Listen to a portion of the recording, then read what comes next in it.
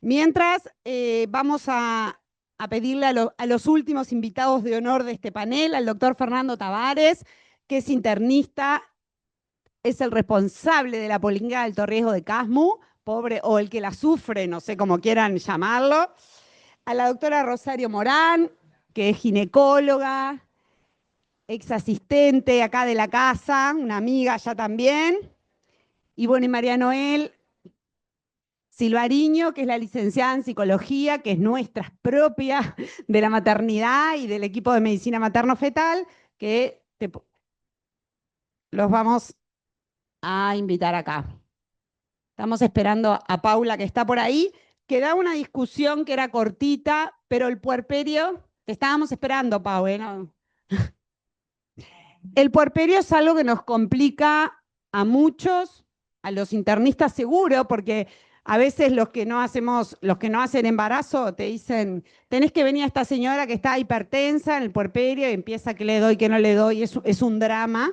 Creo que a los ginecólogos también les complica y por eso dice que la vea el internista o le piden cardiólogo, yo qué sé, y bueno, está. Así que creo que es un momento abordar todo lo que pasa en el puerperio. La hipertensión es una de esas, pero hay muchas otras cosas. Entonces, esta señora que vieron que fue terrible, que estuvo en el CTI con todo esto que les contamos, una de las primeras preguntas que les hacíamos era, ¿cuáles son las condiciones para otorgar el alta? ¿Qué controles clínicos y paraclínicos le haríamos en el puerperio al alta? Después vamos a ver, después del alta, y después vamos a hablar alguna cosa de la salud mental. Pero sobre todo, ¿no? Esta paciente que estuvo en el CTI, tiene su niño en la UCI, ella en el CTI llorando, deprimida, si se ordeña, si no se ordeña, bueno, ¿cuándo es el momento que uno dice, está pronta para el alta, ¿no? Que a veces eso demora. ¿Qué discutieron en las mesas? Chan, chan, chan. ¿A ustedes? Dale, que tenés el micrófono ahí. A ver, allá pedían ginecólogo, ahí, Leo. Dale, Gaby. ¿No funciona? Sí, toma este. Tú. No hagas contacto visual, me decían, no la mires, no la mires, no la mires, no la mires, no la mires. No hagas contacto visual. Bueno, pasalo. Qué mala. Nos hacemos cargo. Nos hacemos Hacete cargo. cargo. En realidad las condiciones para el alta de esta paciente van a ser teóricamente, idealmente muy difíciles de lograr, ¿no? O sea, por un lado hablamos de condiciones ideales y por otro lado hablamos de la vida, por ejemplo, en el Hospital de Clínicas, que es un muy buen lugar, pero que claramente le faltan algunos recursos, más que nada en todo lo que tiene que ver con el vínculo madre-hijo, ¿no? No sé si sigue existiendo el hospitalito, la sala, el hotel de madres. Este, con respecto a las condiciones clínicas, ¿no? Paciente con buen control de cifras. Habíamos hablado en la otra historia que va a ser una paciente candidata a tromboprofilaxis, con la normalización de sus parámetros paraclínicos, más que nada en la función renal, en las plaquetas, en todo lo que ya dice acá que normalizó.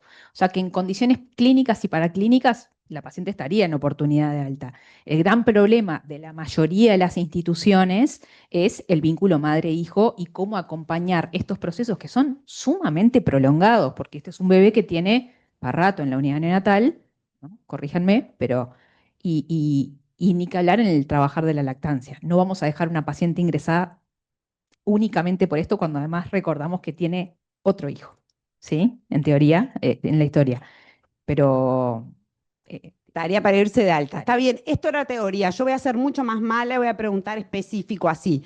Esta mujer te quedó, suponete, con una CREA de 1,5 y una presión de 150, 100, ¿no? Nada raro lo que estoy diciendo, o sea, paciente, y llevamos 7 días de puerperio. ¿Le damos el alta? No sé, o sea, no hay una solución. Díganme qué harían. 150, 100 y 1,5 de CREA. Hiciste contacto visual.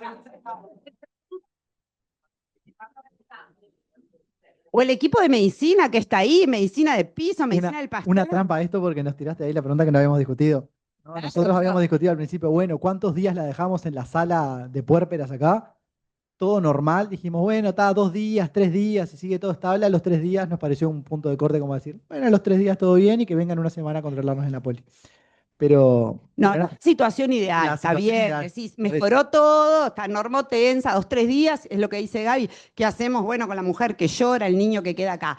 Yo fui un poco más mala y te puse que no estamos en el escenario ideal, no quedó resuelta, que probablemente esta mujer de la eclampsia que hemos visto no va a quedar resuelta el tercer día. Yo, Sí, no lo discutimos, voy a decir yo pensando en voz alta. decir qué haría uno, realmente, no, yo no creo que haya una solución única. No, lo cierto es que si no lograste normalizar los parámetros, pero en realidad está estable y no tiene nada como de gravedad, no sé si precisás tenerla particularmente ingresada para lograr la normotensión o para lograr la normalización de la CREA, ¿no? Capaz que le vas a hacer un control estrecho, un poco más estrecho ambulatorio, ¿no? Sobre todo esta mujer que es de Montevideo y que tampoco es tan inaccesible, se me ocurre que pueda venir, pero no sé si lo ideal es lograr la normalización de los parámetros cuando no tiene algo de severidad en realidad, no tiene una hipertensión sintomática, ni severa, ni descontrolada, ¿no? Y lo mismo con la CREA, tiene una CREA que está alterada, ¿no? Pero no es de severidad. Sabemos que tiene una chance de que ella tenga una repercusión que quede con un toque de la CREA que no pueda corregir, que eso lo vamos a tener que valorar más en el tiempo, pero si fuera a quedar, ¿no?, con un toque de su función renal, tampoco la vamos a dejar semanas y semanas ingresada a ver si normaliza o no. Para mí lo Bien. importante y apoyarnos como en el equipo de medicina ahí en el trabajo en conjunto es ver, bueno, qué cosas de severidad tiene ahora, le dimos la chance de que pueda corregir en agudo en unos días, mejoró o no mejoró, y sacando cosas de severidad tendríamos que poder controlarla, quizás un poco más estrecho, pero de forma ambulatoria. Bien, ¿vos querés hablar, Bertina? Yo la recontra dejo internada porque arrancó con 0,9 y tiene 1,5 en el contexto de orina espumosa, que tal vez esté nefrótica, con una presión que no está controlada, es decir, cumple ya criterio, hay que ver qué proteinuria tiene, pero ya no hablamos de proteinuria en rango nefrótico, porque si tiene la alteración, tiene el tocamiento renal y tiene la hipertensión, ya tendría que pedir una albúmina y ver si no hay una serositis y capaz que lo está instalando.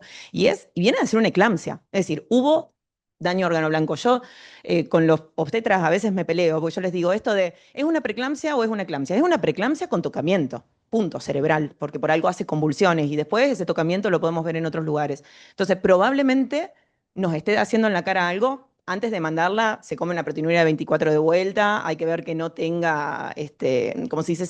Serositis, que no tenga terceros espacios, y hay que acordarse que la mayor incidencia de eventos cerebrales, el ACV, esta mujer, lo va a estar dentro de la primera semana. O sea que 72 horas que esté haciendo todo este movimiento, a mí me preocupa.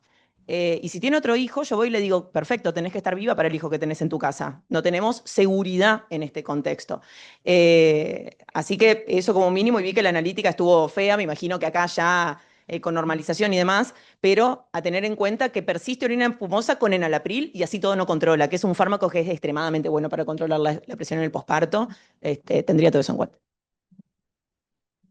¿Alguna otra opinión? Por suerte los equipos son mixtos. Yo siempre digo, yo interrumpiría todo antes porque me agarra la ansiedad. Por suerte trabajo con ginecólogos y dicen, no, pará. Bueno, acá lo mismo, uno lo mandaría, otro lo dejaría. Creo que alguna otra opinión y si no pasamos acá a ustedes dos que ven estas pacientes, ¿qué haríamos? Vos, Paula, querías decir algo, querías preguntar. No, al panel nomás, que teníamos unas preguntitas específicas, pero creo. Nada, era eso, era un poco, ¿qué tratamiento antihipertensivo le pondrían ustedes y cuándo, te parece, Fernando, estás pasando y cuándo se va de alta? ¿Qué hacemos? ¿Se va enseguida? ¿La dejo después? ¿Qué harías vos? Hola, buenas tardes a todos. Muchas gracias primero por la invitación. En cuanto al tratamiento antihipertensivo, siempre tenemos que ver en qué paciente estamos parados. Habitualmente, y por suerte, estas no son las pacientes que vemos frecuentemente todos los días. Habitualmente vemos preeclampsias leves o estados hipertensivos, que normalmente una vez que se produce el nacimiento normalizan las cifras de hipertensión y la enorme mayoría de pacientes se va a su casa sin tratamiento antihipertensivo. Y después tenemos estas que nos complican un poco más la vida, que tienen preeclampsias severas, que a veces requieren tratamientos agresivos para poder controlar la presión y que sin duda van a requerir un tratamiento antihipertensivo de mantenimiento por un tiempo más prolongado, que a veces puede variar inclusive hasta 2 o 4 semanas después del nacimiento. Y para eso, en realidad, justo la AJA publicó unas guías en febrero del 2025, donde dice que el tratamiento antihipertensivo en el puerperio se debería iniciar con valores mayores a 150/100 y que el valor objetivo es menos de 140/90. ¿Tá? Por lo cual, esa paciente que acabamos de comentar no estaría en el rango objetivo para poder irse a la casa. Y los fármacos que vamos a seleccionar son los fármacos que nos permitan cuidar tanto la salud materna como cuidar la salud fetal, o sea, que tengan bajo paso placentario y que no le generen complicaciones en el lactante. Y por suerte, en el puerperio se nos abre un poquito más el abanico de las opciones farmacológicas que podemos contar. Los IECAS, por ejemplo, que hemos dicho que no los utilizamos en el embarazo, en el puerperio pueden pasar a ser fármacos de primera elección. El enalapril y el captopril se ha visto que pasan en dosis mínimas a la leche materna, por lo general no generan complicaciones y son fármacos buenos si lo utilizamos habitualmente, ¿no? A dosis de 5 miligramos cada 12 horas hasta dosis máximas de 20 miligramos cada 12 horas, y nos puede pasar que solo con el enalapril no controlemos y que tengamos que indicar un segundo o un tercer fármaco muchas veces para poder controlar la presión antes de darle el alta a domicilio. Y de esos otros fármacos tenemos, como ya habíamos hablado, de los calcioantagonistas, la nifedipina retar, que podemos seguirla utilizando, la blodipina también, que se ha visto que también son prácticamente indetectables en leche materna, los beta-bloqueantes, con el labetalol, haciendo las salvedades que habíamos hablado hoy de la disponibilidad que tenemos en nuestro país, por más que en el hospital de clínicas lo tienen, vaya a saber uno por qué, fuera del hospital de clínicas no se consigue, ¿tá? En las mutualistas no hay, en el resto de salud pública no hay, por lo cual ahí tenemos como opción el metoprolol, y recordar que el resto de los betabloqueantes, el atenolol tiene un pasaje más alto a la leche materna de un 10 o un 15%, por lo cual estaría contraindicado. El resto de los betabloqueantes, el bisoprolol y el carvedilol, en principio se supone que podrían ser seguros, pero tienen menos evidencia que el labetalol y que el metoprolol, entonces por lo general no los usamos, ¿ah? Y después recordar lo que dijo hoy sobre alfa-metildopa, que por lo general a los 48 horas del nacimiento hay que retirarla porque se asocia a depresión posparto. De otros grupos farmacológicos, los ARA2 también cuentan con menos evidencia que los IECAS y por lo general no los utilizamos, y lo mismo pasa con los diuréticos, que aparte se ha visto que pueden disminuir la producción de leche materna. Yo en este caso me parece que lo ideal sería empezar con IECA, si no controla la presión, asociar un segundo fármaco, siempre intentando evitar controlar la presión con la menor cantidad de fármacos posibles, pero siempre para que se pueda ir de alta con una presión arterial menor de 140/90. Y esas 72 horas estoy de acuerdo en la paciente que controla la presión arterial, que normaliza las plaquetas, que tiene una función renal normal. Y bueno, lo único, el funcional hepático es el que puede demorar un poquito más, que ese sí no nos condiciona para el alta. Pero el alta en las 72 horas es cuando todos esos parámetros vienen mejorando. No en este caso hipotético que pusiste, que empezó a agregar elementos de prioridad para clínica. Voy. Fue una maldad lo que yo hice. Yo lo que creo que lo importante es ver la tendencia, ¿no? O sea, ir viendo cómo era la función renal previa, cómo viene. Y a mí me pasa al revés. Yo creo que hay que tranquilizar a las madres. Tanto, capaz que yo soy muy estricta en el embarazo y de las cifras, 140, 90, que la puérpera tiene un 140 y si quiere morir del susto, y le decís, bueno, no, pero mira que ya no hay niño adentro, o sea, toleramos un poquito más. Tenemos esta dicotomía con las guías internacionales que te dicen, podés tolerar más a partir de 150 y pico, pero nosotros decimos, bueno, pero con el objetivo de bajar a menos de 140/90. Entonces nosotros un comparto con 140/90 si valoramos algunas cosas, que no esté con DAINE, por ejemplo, que no le estén haciendo, por ejemplo, diclofenac, que no esté recontradematizada y le pusieron un HP con 3 litros de fisiológico, o sea, como que descartamos todas esas cosas. Y si pese a que todo eso sigue a las 72 horas, con 140/90 arrancamos. Le hacemos, y hasta las 12 semanas la consideramos gestacional. Ahí hay un poquito más de pelea también, algunos hasta las 6, así como ustedes decían acá. Y hacemos un seguimiento, dependiendo del lugar, hay algunos que la citan al mes, por ejemplo, nosotros se va de alta y a la semana siguiente ya vuelve. ¿Por qué? Porque a lo mejor pasa esto, que baja mucho, es decir, hay que ser como muy costo efectivo, pero cuando tomamos posición sobre el tema, tomamos 140/90. También un poco porque es una etapa donde reclasificamos, hay muchas que nos quedan por estos casos que hablábamos hoy, que no sabemos si estamos chicha o limonada. Bueno, entonces, si es una crónica, no tiene por qué estar con 150 y pico en un estado tan vulnerable en términos vasculares. Pero no quiero decir que está mal lo otro, porque evidentemente el resto del mundo lo hace, solo para sumarles un poco la perspectiva nuestra. Perfecto. ¿Querían hablar ahí? ¿Vos habías pedido? ¿Eso incluye en este caso en particular de ser un prematuro extremo? La dosificación. Con respecto, perdón, a lo que puede pasar a través de la leche materna. Eso incluye en este caso a un prematuro extremo que Exacto, ya lo voy a decir por el IECA. Sí, hay, Paysandú surgió esa discusión porque hay una recomendación de no usar los IECA si el recién nacido tiene menos de 32 semanas por el riesgo de pasaje de la leche. En realidad la realidad es que acá se van con IECA también. No sé cómo lo hacen ustedes pero ¿Quiero controlar solo la presión o tengo una paciente con un síndrome nefrótico? Chico nefrótico, no sé, chico, está re malo. Ustedes saben que los neonatólogos van a odiar. Chicos, pero tomen fórmula, pero la madre no puede quedar con el riñón detonado a los 25 años. Ahí hay que tratar la proteinuria y poner, pensemos las otras opciones, un betabloqueante no le suma en nada un síndrome nefrótico. Un bloqueante de los canales de calcio me aumenta la tasa de filtrado, me puede empeorar la proteinuria. Un diurético horrible, le hago un síndrome de depresión del intravascular que no necesito. ¿Qué tengo? No tengo nada. Para un nefrótico tengo un IECA o un ARA. ¿Le puedo dar el ARA? Y si no va a lactar, le puedo dar cualquiera de los dos, que era un poco lo que decían antes, porque con ARA no hay evidencia. Entonces, en la lactancia nunca, pero en este caso, si no va a dar la teta, se puede dar cualquier cosa. Nosotros priorizamos en ese sentido el tratamiento en la mujer, porque si tiene orina espumosa y tocó la creatinina, que tenga 1,5, es un horror que tenga 1,5. En el puerperio nosotros somos muy, muy estrictos. acá priorizamos mucho, mucho la lactancia, mucho, mucho, pero ahora no. Creo que No, lo ahora que hay no. evidencia, digo porque nosotros los internistas usamos mucho valsartán, no sé qué tal. No. Los ARA 2 no tienen seguridad y evidencia. ¿Para qué me pidió Julia? Acá armamos un debate que no me va a dar. Que sin duda la madre va a ser una prioridad, pero creo que la lactancia materna en un recién nacido pretérmino es fundamental porque se ha demostrado que mejora toda la parte, complicaciones vasculares, bueno, cerebrales, ahora va a hablar la neonatóloga de eso, pero yo creo que no hay que desestimar la lactancia materna, al revés, me parece que darle a una paciente que encima te dice que está con poca lactancia, que está con dificultad, decirle, bueno, mira, no, igual, me parece que no, que hay que tratar de buscar un equilibrio entre ambas. El tema es que la mujer se la juega, porque está con daño órgano blanco agudo. Un nefrótico te hace un trastorno trombótico, que Valen acá es uno de sus TOC. Se puede morir. Entonces no es no vas a lactar nunca, es ahora nos tenemos que ocupar de tu riñón, probablemente lo resuelva solo el síndrome nefrótico si es inducido por la preeclampsia.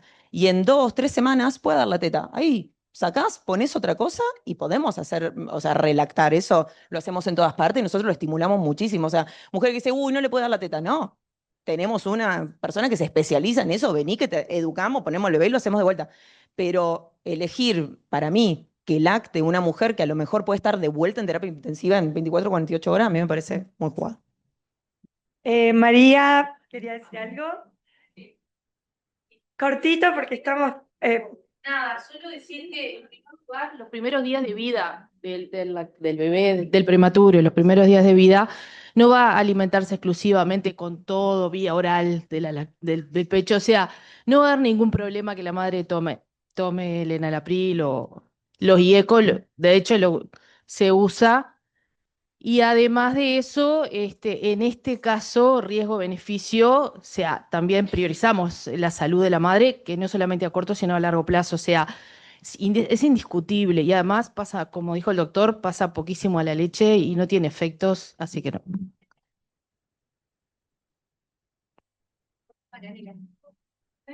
Que le damos, y además hay que decirle a la madre que ordene poca, que está bien. Y además el beneficio de la leche materna, o sea, con la cantidad, sobre todo de la leche fresca para el recién nacido, es súper importante para la moderación del sistema digestivo, para la colonización por bacterias buenas que disminuyen el riesgo de sepsis intrahospitalaria y el riesgo de enterocolitis, que es una de las complicaciones que tienen estos recién nacidos. Y realmente no, el IECA no es una contraindicación absoluta en un menor de 32 semanas. O sea que sin duda hay que priorizar la salud materna, pero eso a nosotros no nos hace que nosotros contraindiquemos la lactancia. La dosis de IECA. No es lo mismo que estemos dando 5 miligramos de enalapril a que se esté comiendo 20 miligramos. Claro. Esto, y lo valora el neonatólogo. Yo siempre voy a eso. Sí, eso está Yo lo puedo sacar. Si a Bien. vos te parece que el costo efectivo da, yo te formaba en otra cosa y por eso lo... Claro, claro. Claro. Bueno, Pero sí la advertencia está y uno no puede fallar en decir... Claro. Tampoco puede... Creo que acá no es que... Creo que nadie dejaría de tratar a la madre. No, Y nadie dejaría estimulada la lactancia materna. totalmente. bien, bien. Sí, tal cual. Sí. Nosotros acá lo usamos también. Sí. Claro. Ah, No. Jamás, eso Ah. jamás. Otra pregunta cortita para Fer. ¿Le harías tromboprofilaxis a esta paciente? Bueno, sí, por supuesto. Vieron que otra de las complicaciones a las que están expuestas es la enfermedad tromboembólica venosa. Ya sabemos que hay un estado de hipercoagulabilidad que sobre todo es mayor en el puerperio que en el embarazo, y sobre todo si estas pacientes que viene sumando factores protrombóticos adicionales, ¿no?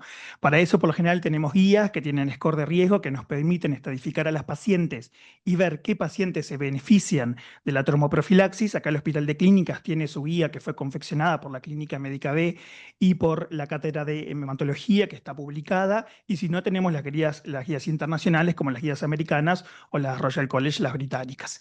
¿Esta paciente particularmente tiene mayor riesgo trombótico? Sí, lo tiene, primero que nada porque tuvo una cesárea de emergencia, lo cual ya de por sí es un factor de riesgo trombótico independiente, ¿ah? Suma una preeclampsia, o sea que tenemos un daño endotelial, por lo cual también, y va a tener una internación prolongada de más de 3 días del puerperio. Por lo que esta paciente definitivamente tiene indicación de tromboprofilaxis. Vamos a elegir enoxaparina, 1 miligramo kilo día, ¿ah? Se puede iniciar a las 6 o 12 horas poscesárea, siempre que el sangrado haya estado detenido y con la hemostasis correcta, y en principio lo vamos a hacer por 10 días después de finalizada la gestación. Sí. Y bueno, a Rosario, te queríamos preguntar en esta paciente, con toda esta historia y en el puerperio, que bueno, siempre aprovechamos para hacer anticoncepción en el puerperio, ya desde el puerperio inmediato, idealmente desde el embarazo, pero viendo todo esto, ¿qué le aconsejarías en anticoncepción a esta paciente? Bueno, muchas gracias por la invitación y felicitaciones a la jornada y a todos los panelistas y expositores. Por suerte yo estaba en la mesa de la doctora Fiol y ella estaba recalcando que esa era la pregunta que faltaba, así que bueno, ya traigo la respuesta. Bueno, pero como Valentina me dijo que yo podía hablar de lo que quería, ahí va, yo ahora voy a contar la pregunta de Paula, pero después voy a hablar de lo que quiero. La anticoncepción es fundamental en todas las pacientes, pero más en esta paciente bueno, que tiene una situación social compleja, que no pudo ir a internarse cuando la mandaron a internarse, seguramente razones suficientes debe tener. Es madre de 2 pretérminos, que no sabemos qué tan severo es el otro. Pero bueno, es una situación social compleja y ahora va a pasar por una situación vital compleja con este niño internado en CTI, una internación prolongada, no sabemos si va a quedar con secuelas o no, porque es un pretérmino severo. Pasó por una eclampsia, no sabemos qué tan expuesto a la hipoxia estuvo. O sea que es una situación compleja la de esta madre, así que deberíamos ofrecerle un método de larga duración. Eso debería ser nuestro principal asesoramiento. Obviamente que ella es la que va a elegir el método que quiera, ¿no? Nosotros solamente le vamos a asesorar qué es lo mejor para ella. Bueno, ahí va, puede ser un implante, puede ser el DIU, lo que tengamos. Y no, lo que quería decir nomás, que es bien corto, no se preocupen, es lo que está felicitar a la Pochi a Lucía Urroz, perdón, por la conferencia, y me encantó la parte que dijo, que me parece que es muy importante, porque la eclampsia es una complicación, por suerte, poco frecuente, y que gracias a Dios vemos poco, ¿no? Pero la preeclampsia severa no es tan poco frecuente como la eclampsia. Y cuando nosotros tenemos una paciente que tiene una preeclampsia o que tiene un estado hipertensivo con proteinuria, no proteinuria, lo que dijo hoy, si te genera la duda que tenés que ponerle sulfato, es porque tenés que ponerle sulfato. Y no importa si nace mañana o el mes que viene, porque eso es lo que, no puedo creer que hay preeclampsias severas que no reciben sulfato. Y cuando las ves en la policlínica de puérperas. Se fue de alta, afortunadamente a los 15 días ya las estás viendo y están bien. pero puede pasar que no estén bien. Entonces, a mí me parece que es fundamental no tenerle miedo al sulfato. ¿Tá? Protege al niño, es neuroprotector para el niño en esta etapa de la vida que está fetal y además es neuroprotector para la madre, con todas las implicancias que una eclampsia puede tener en la vida de una madre.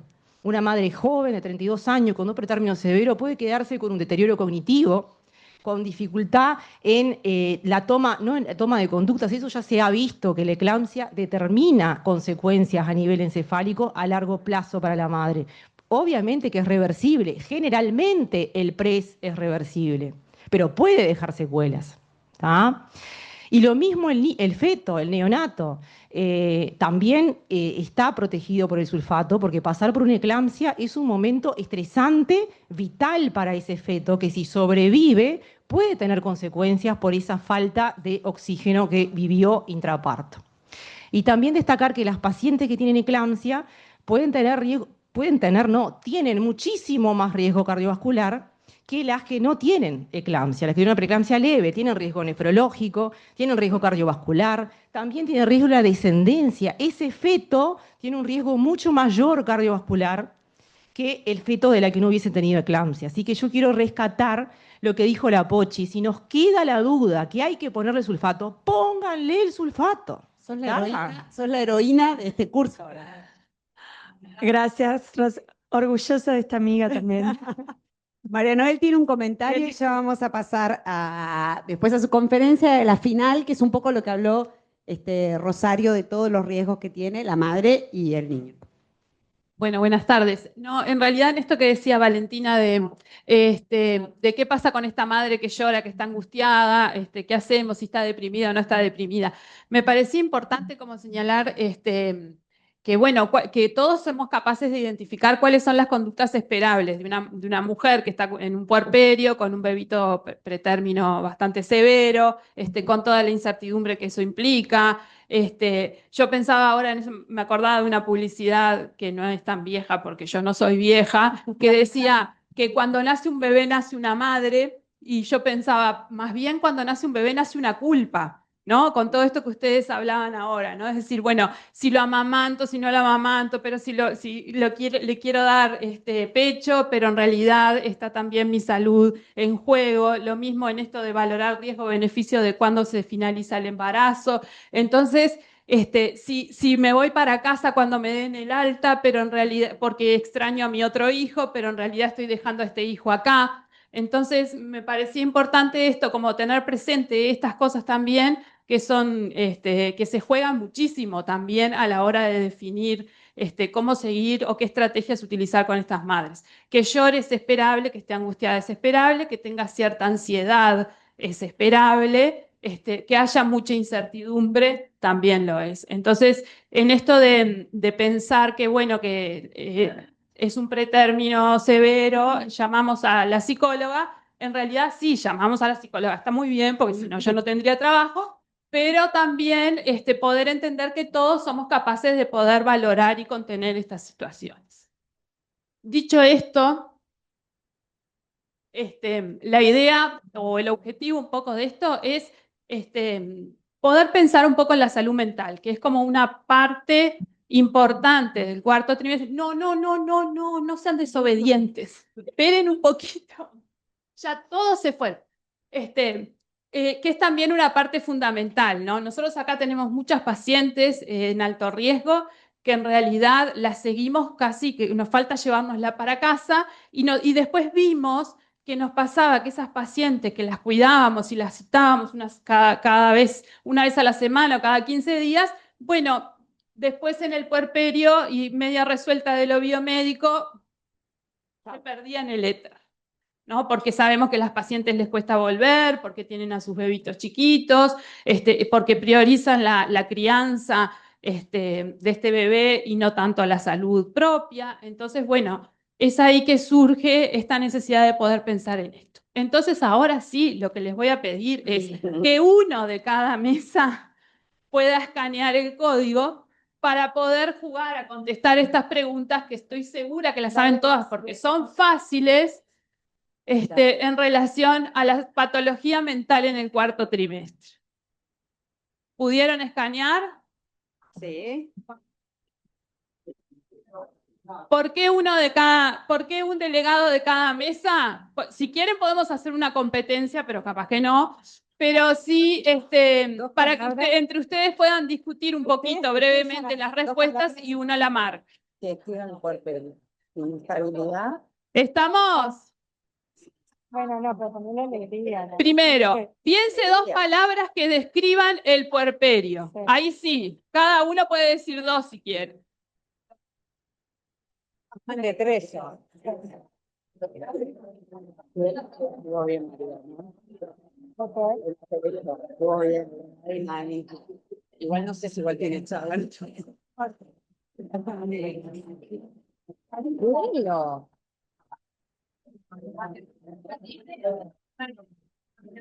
Tres, faltan algunas. Estuvo bien, estuvo bien.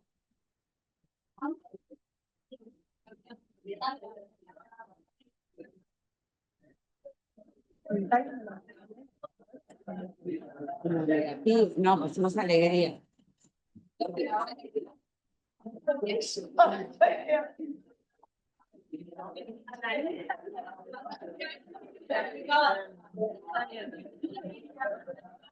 Bueno, pasamos a la otra. ¿Qué porcentaje de mujeres presenta trastorno mental en el embarazo o en el primer año posparto? 1 de 5, 2 de 5 o 3 de 5.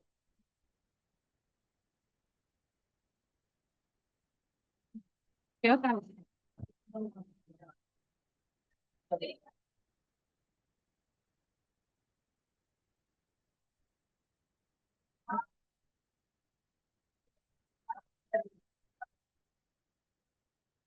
¿Están pudiendo? ¿Sí?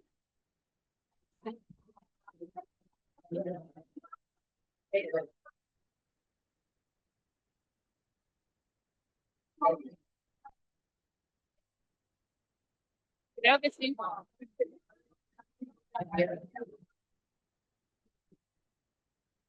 ¿Están pudiendo votar? ¿Sí? ¿Sí? Porque no aparecen.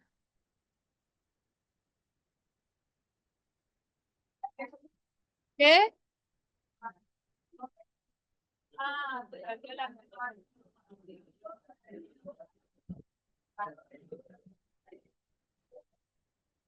Ah, no.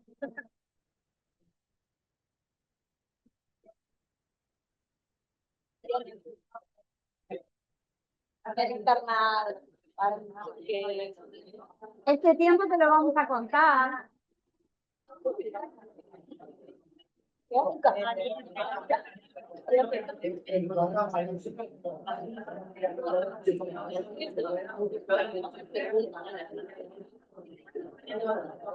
¿Qué falta? Bien, listo. No, este. Vamos. A ver, ¿qué pusieron?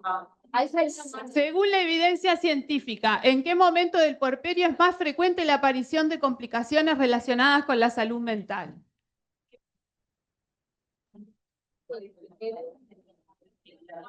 Para mí, entre las 6 y las 6. Estás vos tomando todo el medio. Todavía te ahora. ¿Cuál es la patología mental más frecuente durante el puerperio?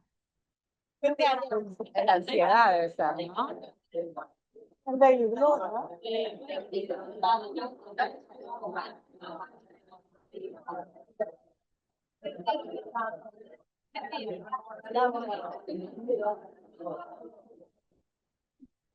Seguimos.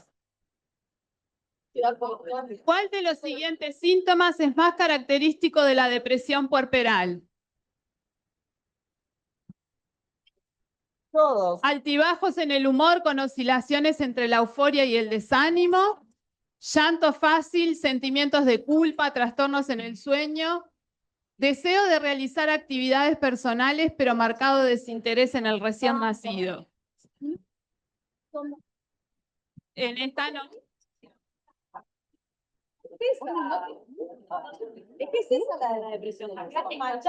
En la depresión puerperal es frecuente observar conductas de sobreestimulación verbal y física, minimización de síntomas de malestar psicológico o baja autoestima relacionada con el rol materno.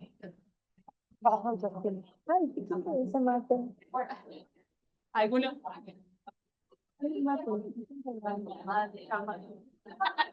Seguimos. ¿Qué consecuencias pueden aparecer en lactantes de madres con depresión puerperal no tratada? Dificultades en la autorregulación emocional, llanto e irritabilidad, alteraciones en el desarrollo del lenguaje y en el desarrollo socioemocional, alteraciones en el vínculo madre-hijo o todas son verdaderas. Qué bueno.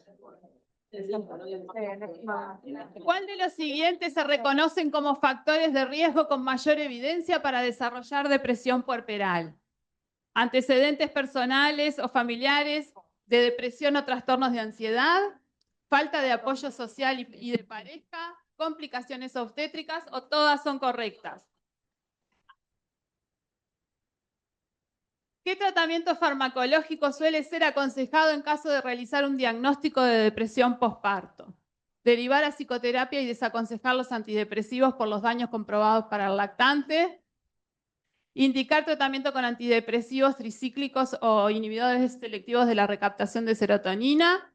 Iniciar tratamiento con benzodiazepinas de vida media como primera elección y suspender la lactancia.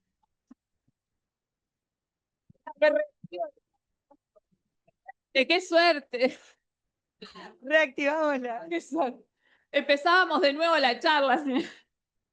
¿Cuál es la herramienta estandarizada que se recomienda para el tamizaje de depresión en el puerperio? Escala de Beck para depresión, cuestionario PHQ-9, escala de Goldberg o escala de Edinburgh.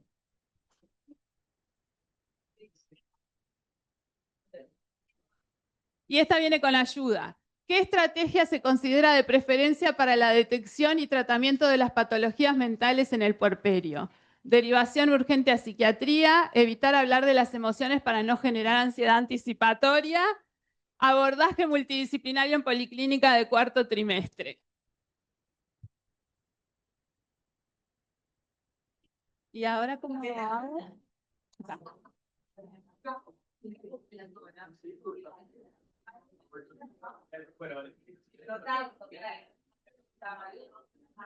Ahí.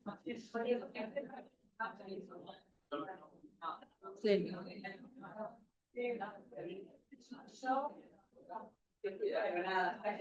Ahí. ¿Por qué no te sales? Bueno, nada, haciendo un poquito un resumen, la idea, justamente como les decía ahora, era poder poner un poco sobre la mesa algunos conceptos de la salud mental en el cuarto trimestre que me parecía importante que se llevaran. Probablemente la mayoría ya lo supieran, pero para refrescar un poquito. Nada, mencionar que poder pensar en esto nos hace ver cuántas cosas implica un puerperio, ya sea un puerperio normal, saludable o un puerperio con patología. Es vulnerabilidad, es caos, es cansancio, es incertidumbre, ¿no? Es culpa, es inestabilidad, inseguridad, es todo eso, ¿no? Y también tener claro que en el caso de las pacientes que nosotros vemos es todo eso más otras cosas que siempre se suman a esas pacientes. Bien. Sí. Algo positivo. A ver, había alegría. Estaba tan chiquitita que no... No, es verdad, como tenés razón, había menos positivo que... esto no es para desestimular a las mujeres que todavía no tuvieron hijos, por favor. Por favor. Bueno, ¿qué porcentaje de mujeres presenta trastorno mental en el embarazo? En realidad se habla que 1 de cada 5 presenta algún trastorno mental durante el embarazo o el primer año de vida. Según la evidencia científica, en qué momento es la aparición del puerperio, es la aparición de las patologías mentales, se ha visto que entre las 4 y las 6 semanas es el periodo de prevalencia para la depresión, la ansiedad y otros trastornos como el estrés postraumático o trastornos, bueno, patologías más graves como psicóticas. ¿Cuál es la patología? Los agarré acá. ¿Cuál es la patología mental más frecuente en el puerperio? ¿Cuál es la patología? No, no es ambigua. No, a ver. Si esto tuviera premio, algunos equipos, se ha visto que el trastorno de ansiedad tiene más o menos una prevalencia del 13% y en realidad cuando hablamos de baby blues no estamos hablando de un estado psicopatológico, sino que estamos hablando de un proceso que se da en el 80% de las puérperas y que en realidad remite solo o se espera que remita en las siguientes semanas, que tiene más que ver con un proceso de ajuste, de adaptación al rol, pero en realidad no se considera psicopatológico. Que yo, de todas las madres que estamos acá, que levanten la mano, ¿quién no le pasó algo parecido, ¿no? De angustia, de vulnerabilidad, de no saber qué hacer con ese bebé, del cuestionamiento de las decisiones. Así que la patología más frecuente es la depresión puerperal. ¿Cuál de estos síntomas es más característico? En realidad se dice que la depresión puerperal se comporta como un episodio depresivo mayor en otros momentos de la vida, o sea que es como cualquier otro episodio depresivo, y la característica más notoria es el llanto fácil, los sentimientos de culpa, los trastornos en el sueño, entre otros. ¿Qué es frecuente observar? Entre otras cosas, baja autoestima principalmente relacionada con el rol materno, ¿no? Vamos a ver una madre con mucha inseguridad, que va a tener miedo de lastimar a su bebé, que le va a costar tomar decisiones, que le cuesta concentrarse. Esa es una de las características que más frecuentemente nos pueden dar la pauta. Y eso está bueno porque en los controles con pediatras o en los controles ginecológicos, si van con la bebé, o el bebé, la observación es fundamental en este sentido. ¿Qué consecuencias pueden aparecer en lactantes de madre con depresión puerperal? Todas son correctas. En realidad hay grandes consecuencias, sobre todo ¿no? en esto de la relación del binomio, pero también se ha visto que muchas consecuencias a futuro en el desarrollo del lenguaje, en la interacción con los otros, también van a estar marcadas por este vínculo al inicio. ¿Cuál de los siguientes factores de riesgo con mayor evidencia para desarrollar depresión puerperal? Todos estos y muchos más también, ¿no? Los embarazos complicados, ¿no? Los embarazos de alto riesgo también son factores de riesgo, el embarazo adolescente, la violencia basada en género. Hay un montón, una serie de factores de riesgo que es muy importante poder detectarlos en la consulta, porque la gracia de esto es llegar antes. Ojalá no tuviéramos que hablar de la depresión o de algún trastorno mental en el puerperio. Entonces, si aprendemos a encontrar cuáles son los indicadores que nos pueden estar hablando de una posibilidad de depresión en el puerperio, podríamos adelantarnos. ¿Qué tratamiento farmacológico? No caben dudas. Que en este mismo caso, en el caso de la mujer que tuvo un episodio de eclampsia, o sea, quedó inconsciente, al momento de reaccionar ya estaba en UCI, su hijo no estaba embarazada, nosotros hicieron la pausa de embarazo y eso también es una de las cosas que... Ahí está, en esta paciente tenemos muchos factores de riesgo para poder pensar y por eso se hace importante el control y el seguimiento. En esto que estamos diciendo, que las enfermedades mentales pueden irrumpir entre la cuarta y las 6 semanas, muchas veces no las vemos a las pacientes a esa altura. ¿Cuál es la herramienta estandarizada para el screening de depresión? Es la escala de Edimburgo, que ustedes saben que es meta asistencial, es una de las metas, una de las prestaciones asistenciales, que lamentablemente solo se hace a madres, a primigestas, que en realidad yo creo que debería hacérsela a todas las mujeres, porque que yo no haya tenido una depresión puerperal en un embarazo anterior no me libra de poder hacerla en y decirles que en realidad es un screening, pero también hay que hacer una confirmación del diagnóstico. No porque me dé mayor de 12 quiere decir que la mujer está deprimida. Bueno, y esto, y me parecía que estaba bueno terminar con esto, es la importancia del equipo multidisciplinario, ¿no? Poder ver a la paciente en conjunto, discutirlas, compartir las decisiones, apoyarnos en el equipo, ¿no? Pues son pacientes muy difíciles, estos intercambios que se daban hoy, que la lactancia sí, que es lo más importante, que la salud de la madre, pero la salud del hijo. Entonces, bueno, nada como un equipo multidisciplinario para el abordaje de todas estas complicaciones. Gracias. Para no la saques porque me da rabia que se vea a Paula con la medalla ganadora y que a mí me hayan tachado. Quiero que lo sepan. Esto es una jornada que hicimos también, que también había que jugar y adivinar, y ganó Paula ahí haciéndose la genia. Ganado con trampa. Señora, cállese. No. Quiero felicitar, me parece que el abordaje desde la salud mental siempre es algo que el pobre María a veces queda para el final y que nosotros la tenemos tan integrada al equipo y realmente creo que sabe de ginecología, de medicina, y nosotros realmente hemos cada vez más indagado y creo que somos mejores en poder pesquisar los elementos de depresión y ansiedad, así que la verdad que la dinámica estuvo buenísima. Y ahora para finalizar vamos a escuchar la conferencia de Albertina y bueno, y después si hay preguntas, comentarios o lo que quieran. Capaz que podemos bajar allá la cortina, no, se ve tan horrible, porque los que podemos ver la pantalla está, pero los que tienen presbicia de allá atrás, que no sé quiénes son, no quiero señalar a nadie, pueden acercarse. Ah, bueno, pensé que había... Bueno, antes de arrancar, me da gusto que acá sea como tan unánime esto del cuarto trimestre. Yo vengo, pero esto es real, antes de venirme para acá, me llaman unos compañeros y me dicen, che, ¿vos sabés que hay, como todo, la sociedad científica, vieron que los argentinos no somos peleadores para nada, somos re buena gente? Y somos buena gente, pero somos peleadores también, peleándonos con la clasificación de cuánto duraba el cuarto trimestre y qué sé yo. ¿Qué quiero decir con esto? Que no es tan lineal esto del cuarto trimestre en todo el mundo hace el abordaje y la tiene clara y demás.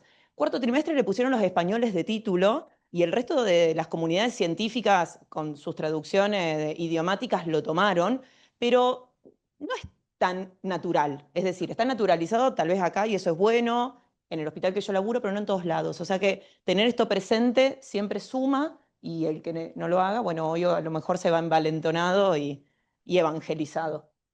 Bueno, antes de arrancar, yo les traje un ejercicio récord.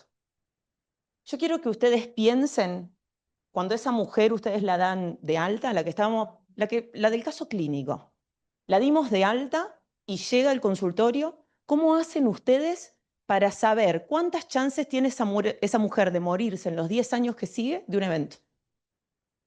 ¿Cómo lo calculan? Alguno que hace clínica cardio hará Framingham, ahora que andan con los celulares, el score de la Organización Panamericana de la Salud, algunos ojímetros, che, tiene 30 años, no se va a infartar. La respuesta es, independientemente de cómo lo hagan, pero no acá en Uruguay, en todas partes del mundo, es que lo calculamos mal. Porque si no, la enfermedad cardiovascular no seguiría siendo la principal causa de muerte en las mujeres a lo largo de todo el globo. Pero no en Uruguay, en Argentina, porque somos latinoamericanos y acá no vas mal. En España, la mitad de las mujeres que se mueren por enfermedades del sistema circulatorio.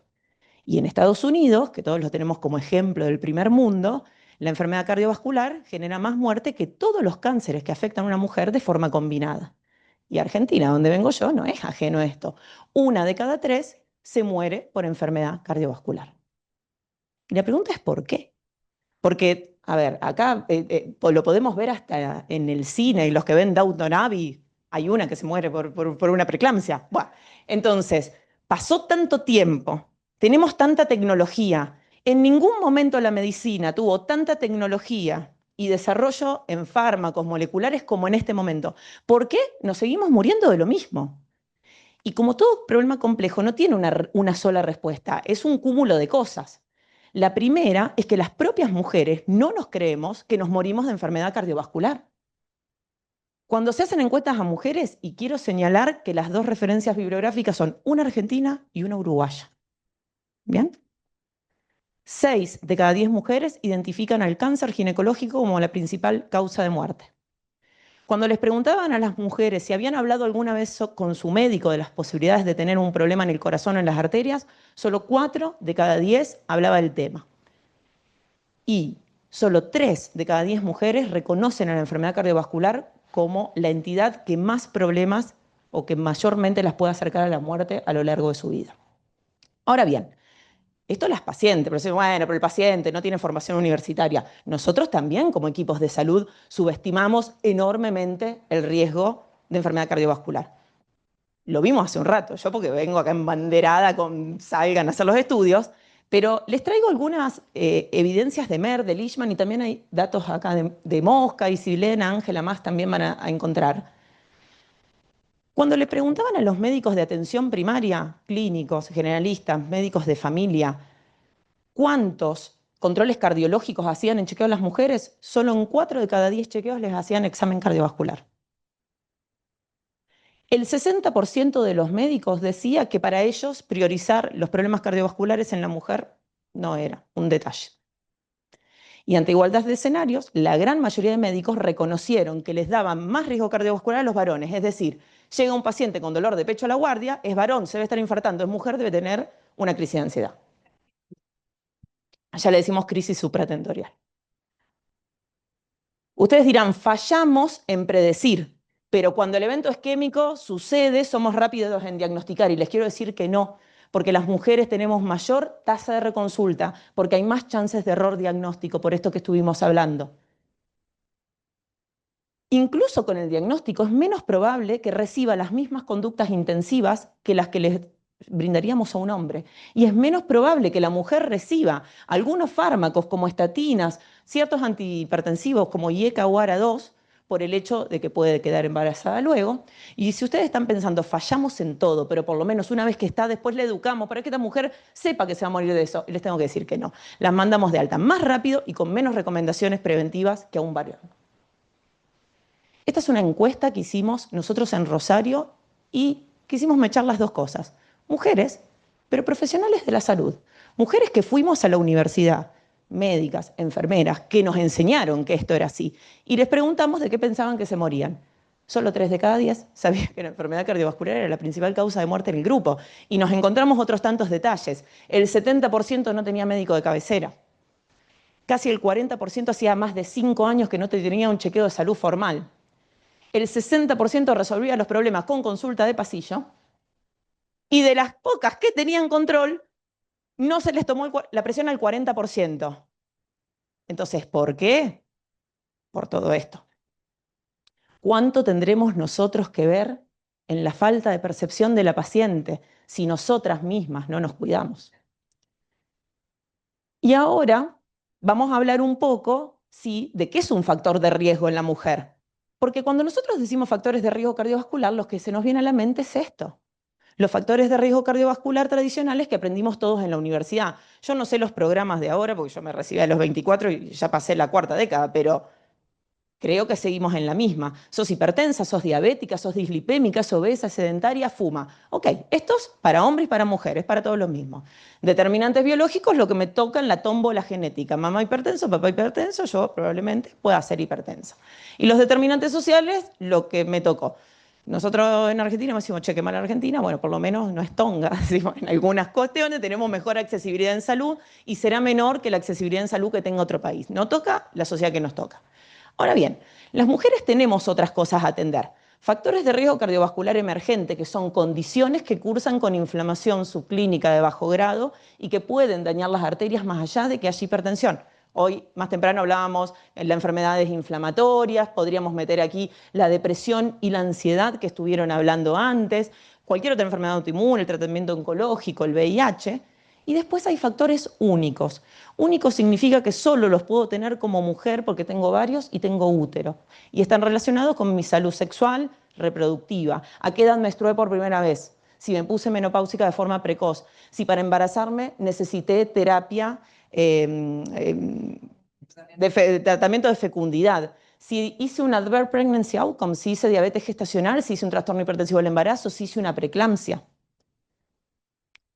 Pero, como les decía al principio de la charla y les preguntaba, ¿cómo calculamos el riesgo? La realidad es que calculamos con esto. O sea, en nuestra mente decimos, che, más o menos cómo está la presión, cuántos factores de riesgo tiene la paciente. Ahora, los factores de riesgo que calcula Framingham, el de la OPS, Hertz, que yo siempre hago el chiste que el día que cambien estas calculadoras yo me quedo sin trabajo porque mi trabajo fundamentalmente es criticarlas. Los factores de riesgo que preguntas son estos. Entonces, a mí me sirve una calculadora que no incluyen los modificadores de riesgo cardiovascular que le mueven la aguja a mi paciente. Me sirven si solo empiezan a partir de los 40 años. La gran mayoría de nuestros pacientes tienen menos de 40 años. La chica del caso clínico tenía 30. Me sirven si no aplican fuera de situaciones hipertensivas, porque vamos a ver que estas mujeres pueden tener daño vascular estando normotensas.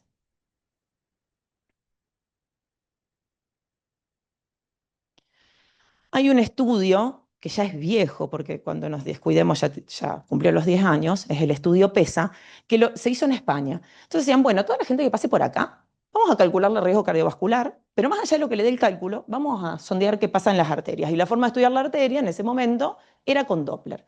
Fíjense que de los más de 4.000 pacientes, 40% eran mujeres, edad promedio 40 años, 85% eran de bajo riesgo cardiovascular, pero 6 de cada 10 ya tenía un ateroma.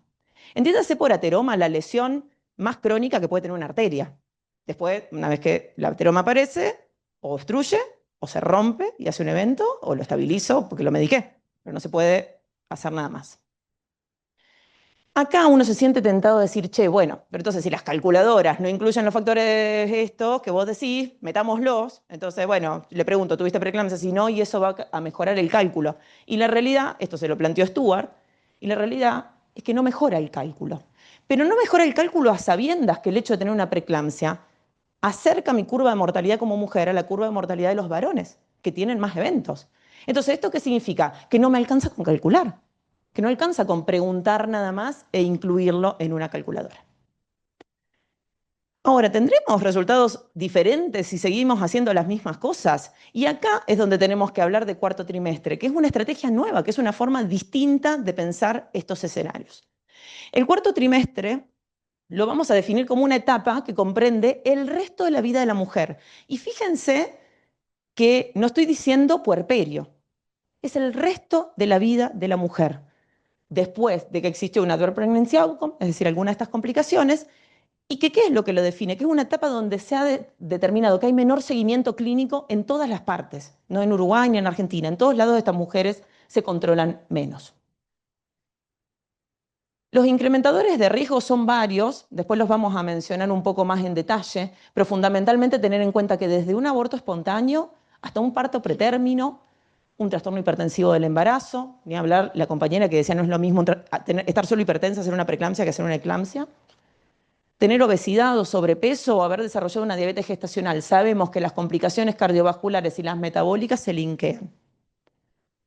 ¿Y qué es lo que comparten? Bueno, de la misma forma que los factores de riesgo tradicional, estos factores emergentes y únicos involucran inflamación subclínica de bajo grado, aumento de citoquinas y radicales libres, estrés oxidativo, activación del sistema renina-angiotensina-aldosterona, es decir, el medio óptimo para que se genere una alteración vascular.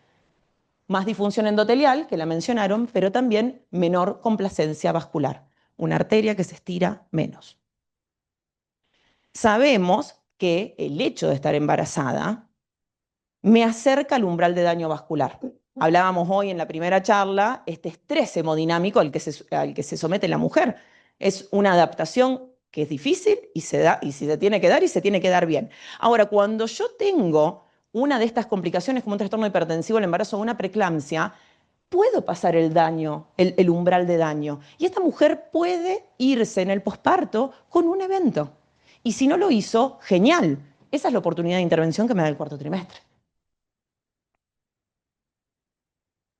¿Cómo entonces calculamos el riesgo en estas mujeres? Bueno, yo siempre esta era como mi caballito de batalla, hasta que también le encontré el pelo al huevo, como todo, es la guía de práctica clínica de la Sociedad Interamericana de Cardiología. Sociedad Interamericana de Cardiología es una sociedad de sociedades. Hay representantes de Argentina, de Uruguay, de Colombia, nombre en el país latinoamericano y está metido en esta sociedad. Y fíjense que está bueno por lo siguiente, porque dice, ¿la paciente que usted ve tiene enfermedad cardiovascular previa? Sí. Bueno, en ese caso, no hinche más la guinda calculando nada, atienda lo que tiene que atender. Pero en el caso que no, calcule el riesgo cardiovascular. ¿Cómo? Con lo que se le cante. La tablita esa que yo mostré al principio, quiere hacer el de la OPS online, quiere el de Framingham, el que usted quiera. Si le da de riesgo muy alto o alto, la manda a conducta intensiva.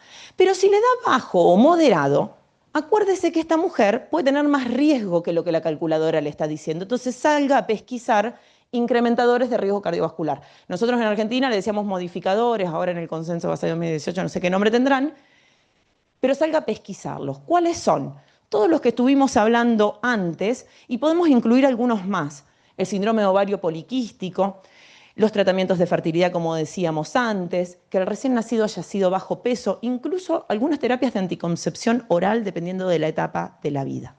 Y acá es donde empecé a criticar la calculadora, porque decía, bueno, si usted encuentra por lo menos uno, salga a buscar la enfermedad cardiovascular subclínica. Bueno, ¿cómo? 5 opciones, desde Doppler vascular, que dijimos que para hacer un ateroma tiene que pasar un montón de tiempo, hasta un score de calcio coronario, que qué sé yo, al menos en mi hospital ojalá tuviéramos, pero no se tiene. Entonces acá es donde está el tema. ¿Por qué? Porque yo tendría que salir a buscar, tendría que saber dónde buscar y cuándo. ¿Se acuerdan que hoy temprano decíamos cuánto tiene que pasar para hacer una cardiopatía hipertensiva? Así la voy a escrinear en el 4º trimestre. Entonces, nosotros allá defendemos que este screening tiene que ser a nivel de la arteria y que tiene que ser con la mayor precocidad posible. ¿Por qué? Porque todo lo que vemos después, lo que vemos en los riñones, la proteinuria, alteraciones glomerulares, cardiopatía hipertensiva, muy probablemente sea producto de una arteria que estuvo enferma mucho tiempo de forma no atendida. Y acá es donde yo siempre convoco a que piensen si la enfermedad arterial es igual a todos los niveles. Cuando nosotros buscamos un ateroma, estamos buscando enfermedad a nivel de la túnica íntima, ¿bien? Esto se lo acuerdan de la facu, y no tiene sentido que yo repase este mecanismo porque todo el mundo se acuerda de acumulación de lípido, de cómo migran las células y cómo se hace una placa de ateroma. Pero cuando yo busco rigidez arterial, evalúo otra parte de la arteria. Evalúo la túnica media. Y en la túnica media yo puedo tener alteraciones estructurales, que son reversibles, y dinámicas, que son reversibles, y estructurales, que ya no lo son. ¿Bien? Esto tiene que ver mucho con el tono, cómo someto yo a la arteria al tono, se tiene que acomodar, estoy hipertensa, no estoy hipertensa, que es lo que decíamos de la importancia del tratamiento rápido. El estructural es cuando esa arteria dinámicamente ya se adaptó tanto que empieza a romper fibras de elastina. La elastina no se repone en el cuerpo, cuando yo curo con colágeno y el colágeno es duro. ¿Bien? Cuando yo tengo rigidez arterial, lo que tengo es una arteria menos distensible. ¿Bien? Acá yo les hago siempre el tema de cómo es la onda, lo medimos con la velocidad de onda de pulso, esto. Es una arteria que propaga mucho más rápido la onda. A las pacientes les explicamos, mire, que cuando usted late, la arteria bong, bong, bong, bong, lleva el pulso despacio y en algún momento choca y genera una onda refleja. Cuando la arteria se rigidiza, eso no es bong, bong, es un jet. Esa rapidez es lo que nosotros medimos con la BOP, que es lo que mide Romy acá.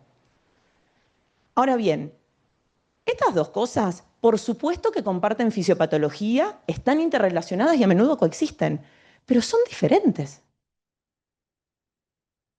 Cuando yo salgo a buscar enfermedad arterial solo buscando placas o ateromas, estoy viendo lo último que va a pasar en una arteria. Y me la pierdo. ¿Por qué? Porque si yo no encuentro el ateroma y no encontré nada más, no tengo daño órgano blanco asintomático en una mujer que está en menos de 140/90, el riesgo es promedio. Pero si yo le hago una BOP y da alterada, es una mujer con riesgo alto, porque tiene daño órgano blanco. Fíjense, este es un caso real. Es una chica joven de 25 años, no tenía antecedentes patológicos previos, no tenía factores de riesgo cardiovascular tradicional, estaba menos de 140/90 en posparto, sin necesidad de fármacos, había hecho una preeclampsia, estaba en 3 días de posparto. Es de una etapa que nosotros veníamos haciendo esto, después les voy a mostrar los resultados del estudio, ecocardiograma Doppler, nada, Doppler de vasos del cuello, nada, laboratorio, sin nada de relevancia, ya hasta tenía menos de 0,3 de proteinuria, le hicimos una BOP y nos encontramos con casi 8 metros. Lo normal para la edad de la paciente es 5. Para esto hay una tabla. Que tenga casi 8 metros significa que es una mujer que tiene arterias de 70 años. Entonces, si después se infarta, dicen, ay, pero era joven. Sí, bueno, pero sus arterias no lo eran.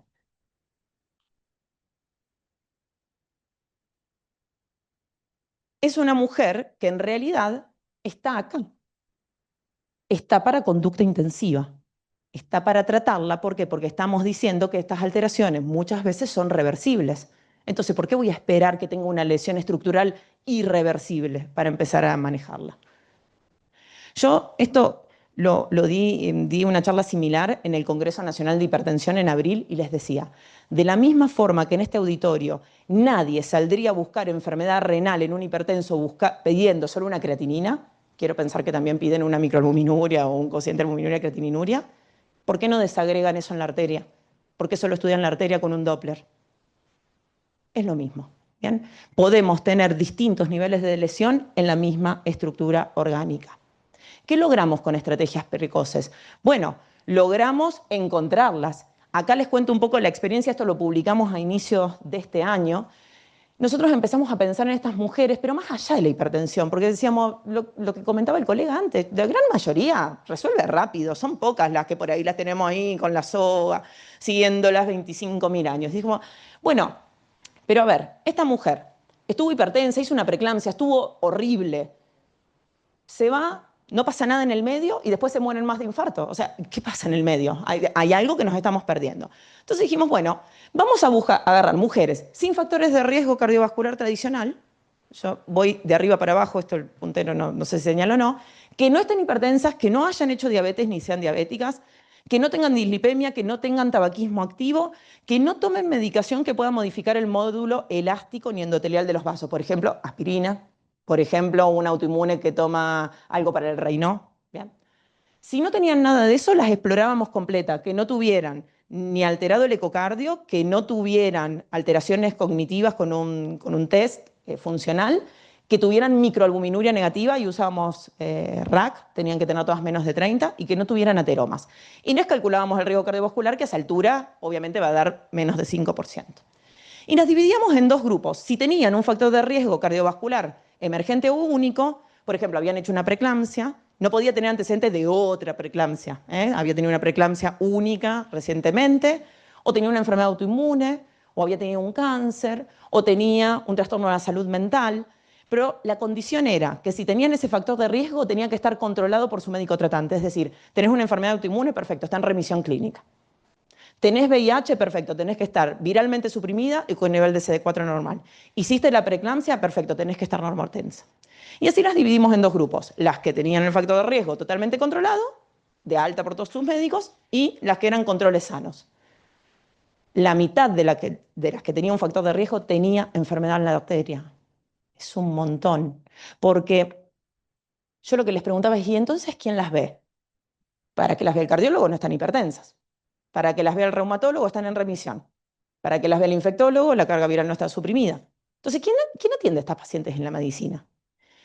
Acá uno se siente tentado a pensar, bueno, pero capaz que eran más añosas, ¿se acuerdan hoy que hablamos del trabajo de Cooper? Y lamento decirles que no, las mayores diferencias de rigidez las vimos en mujeres que iban, dice 10 a 19 porque los rangos de normalidad son por décadas de vida, en mujeres que iban desde los 18 años hasta los 39. Menores de 40. Si con eso no los convenzo, les traigo solo un trabajo que valoró qué pasaba con las preeclámpticas. Les medíamos la velocidad de anda de pulso antes que se fueran de alta, cumpliendo los mismos estándares que les dije en las otras. 8 de cada 10 preeclámpticas se fueron con enfermedad puesta en la arteria. Normotensas. Entonces, ¿suma la BOP?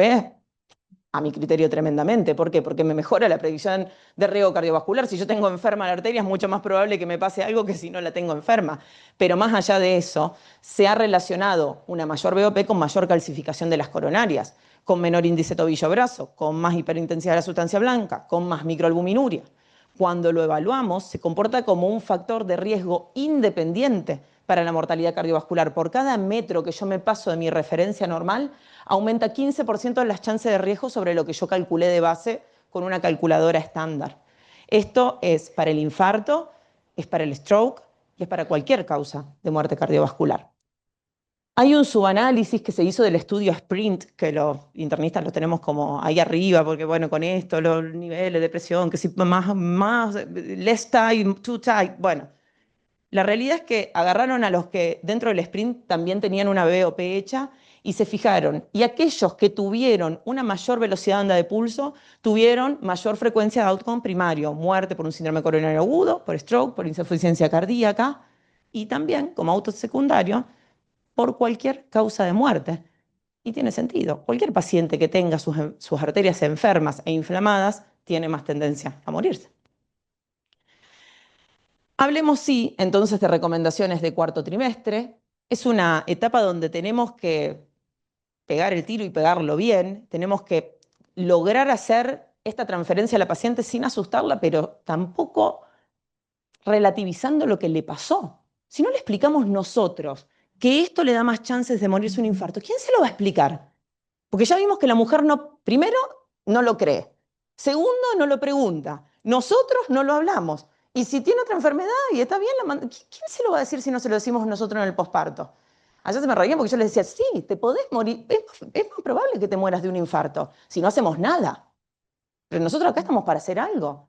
Yo no te cuento esto para que te preocupes, te lo comento para que te ocupes y yo te voy a ayudar a que vos te ocupes. ¿Bien? Nos tenemos que parar ahí. Fíjense la planificación de la reducción de peso. Acá, qué bueno que pinté lo de estimular la lactancia materna, se van a decir la rosarina esta, o sea, se mueren todos los pibes sin probar la leche de la madre. Pero bueno, la alimentación saludable, lograr un índice de masa corporal menor de 25 y estimular la lactancia materna, por supuesto. No solo por el vínculo, yo acá estoy hablando de medicina cardiovascular, pero no solo por lo que es el vínculo, lo que es la pérdida de peso y todos los beneficios que tiene para el lactante, sino porque es algo que me protege cardiovascularmente. Se ha visto que las mujeres que no dan el pecho tienen mayor riesgo cardiovascular que las otras. Hacer ejercicio, hoy lo mencionaron, a mí me encanta, ya embarazadas tienen que hacer ejercicio, pero si no lo hicieron en el posparto y en el resto de la vida hay que estimularlo. Hacer controles periódicos donde tengo que medir la presión, parece una pavada, pero vimos que en los controles, las pocas que tenían controles no les tomaban la presión. Entonces medir la presión, controlar la glucemia, el perímetro de cintura, una glicosilada, ver los lípidos, cómo está la función renal, hepática, ir midiendo microalbuminuria. La microalbuminuria también es daño de órgano blanco subclínico, dependiendo del nivel, por supuesto, ¿no? Pero es algo que también puedo pedir y está al alcance de la mano. Y poner un buen método anticonceptivo, que me encantó, allá la colega que lo mencionó, en posparto, cuidar el periodo intergenésico si quiere ser mamá de vuelta. Y si hay deseo de ser madre de vuelta, tratar de retrasar ese nuevo embarazo para que yo tenga tiempo de tratar las complicaciones. Porque ¿cómo piensan, que es otra charla y otro día si quieren la vemos, cómo piensan que les va a ir a alguien que ya tiene todas las arterias lesionadas y no puede hacer esa curvita de distensibilidad que veíamos hoy a la mañana? No le va a ir bien. Entonces, lo mejor que puede hacer esta mamá, sobre todo si quiere ser madre de vuelta, es tomarse un tiempo para ocuparse de su salud. Si la mujer fumaba, que lamentablemente todavía vemos embarazadas que fuman, que abandonen el tabaco, y si dejó de fumar porque se embarazó, tratar de que no vuelva a fumar, tener una presión menor a 140/90, una glicemia en ayunas menor a 100 y una LDL menor a 115. Tampoco enloquecerse con la LDL, porque es algo que naturalmente también se va a ir estabilizando.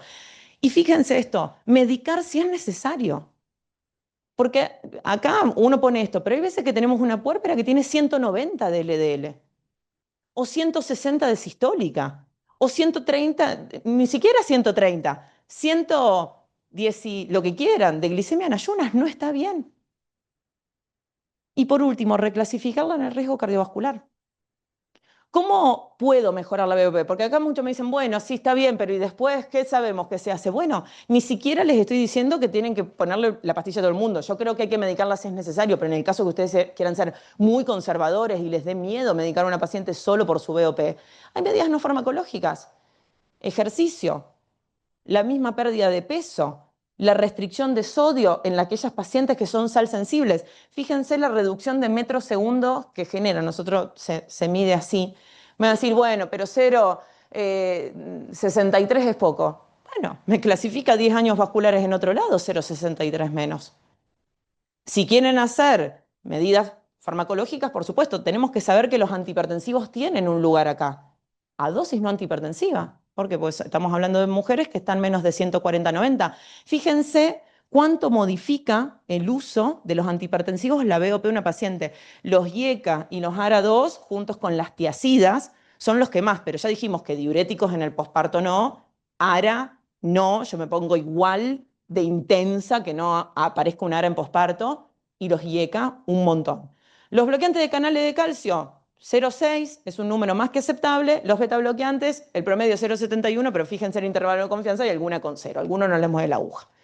Y tenemos combinaciones que son muy fuertes, IECA más bloqueante de canales de calcio hasta 2,5 metros. No solo que la mejoro, la puedo dejar recontra optimizada. Por supuesto que la paciente se tiene que bancar la terapéutica, no todas las pacientes van a poder tolerarlo, así sea una dosis bajita. Y después, más controvertido, la estatina.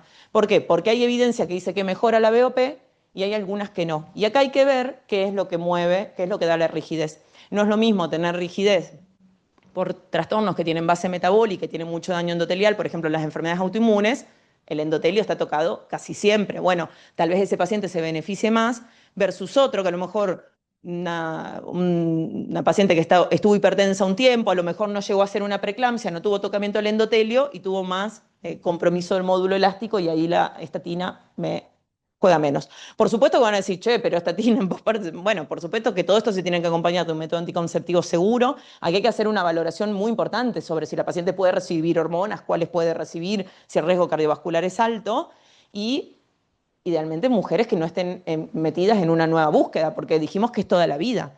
Una mujer que hizo una preeclampsia hace 3 años atrás puede buscar otro bebé. Y yo no la puedo tener con estatinas y IECA, bueno, cuando te embaraces vemos. Tenemos que hablarlo y planearlo antes. Como mensajes finales, creo que lo que se tienen que llevar es estar alerta a los potenciadores, que los factores de riesgo cardiovascular son independientes de lo que yo puedo calcular, tengo que salir a ver qué es lo que pasa, que tenemos que reclasificar buscando con mayor precocidad de lo que lo hacemos actualmente, que tenemos que intervenir si es necesario, mientras tenemos la oportunidad de cambiarle la vida a esta mujer, que tenemos que explicarle, porque si no lo explicamos nosotros, no lo va a hacer nadie. Este es un código QR que no lleva a ninguna referencia bibliográfica como la gente, lleva a mi Instagram, que lo primero que van a encontrar anclado es un video que les mando a mis pacientes para explicarles esto de forma sencilla con dibujitos. Cuidemos durante, pero también cuidemos después. Muchas gracias.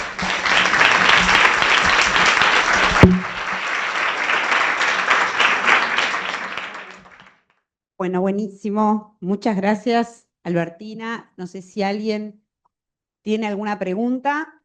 Esta jornada extensa, quiero decirles que nosotros acá en Clínicas entramos en un multicéntrico con ellos, les vamos a medir BOP. Acá está Romy, así que aceptamos todas pacientes que vengan de todos lados, que les vamos a medir la BOP, así que Romy, vas a tener que pedir una extensión horaria de 24 horas. No. Ella hace las coreografías, hoy te pusieron acá también toda la propaganda y también medimos BOP, estamos en un multicéntrico con ellos en Rosario. Pero bueno, si no hay preguntas, la verdad que quiero agradecerles que a esta hora, después de esta jornada, toda esta gente, la verdad que a mí me da mucha emoción, realmente es hoy me encantó cuando dijeron mi jornada favorita, la mía también, pero bueno, creo que poder charlar, que sea así de interdisciplinaria, siempre uno saca provecho, cosas buenas, se encuentra con gente que hace años que no ve, y yo les agradezco, pero muchísimo que estén todos acá. No sé, Paula, si vos querés. No, Muchísimas gracias y los esperamos el año que viene.